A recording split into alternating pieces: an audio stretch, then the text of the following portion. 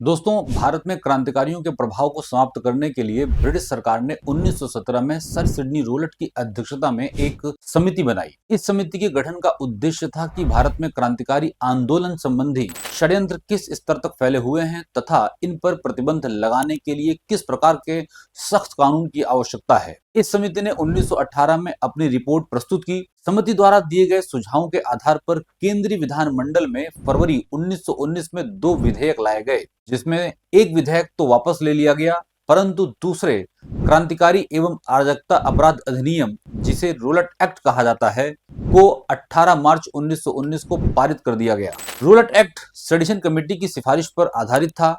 रूलट act लागू करने का मुख्य कारण यह था कि भारत रक्षा कानून की अवधि समाप्त होने वाली थी। इसकी अवधि 3 वर्ष रखी गई, जिसमें इसे काला कानून के नाम से भी जाना जाता है। रूलट एक्ट को बिना अपील, बिना वकील और बिना दलील का कानून भी कहा गया। इसे काला अधिनियम एवं आतंकवादी अपराध अधिनियम के नाम से भी जाना जाता था। मोहम्मद अली जिन्ना ने अपने इस्तीफे में कहा था कि जो सरकार शांति काल में ऐसे कानून को स्वीकार करती है, वह अपने को एक सभ्य सरकार कहलाने का अधिकार खो बैठती है। इस कानून के द्वारा सरकार को किसी भी व्यक्ति को बिना मुकदमा चलाए जेल में डाल देने का अधिकार मिल गया था।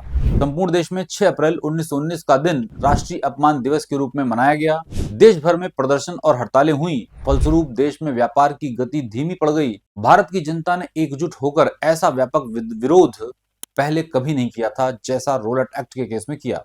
लेकिन सरकार ने बर्बरतापूर्ण दमन शुरू किया, कई जगहों पर लाठीचार्ज एवं गोली का सहारा लिया और इस आंदोलन को दबाने का पूरा प्रयास गवर्नमेंट के द्वारा किया गया।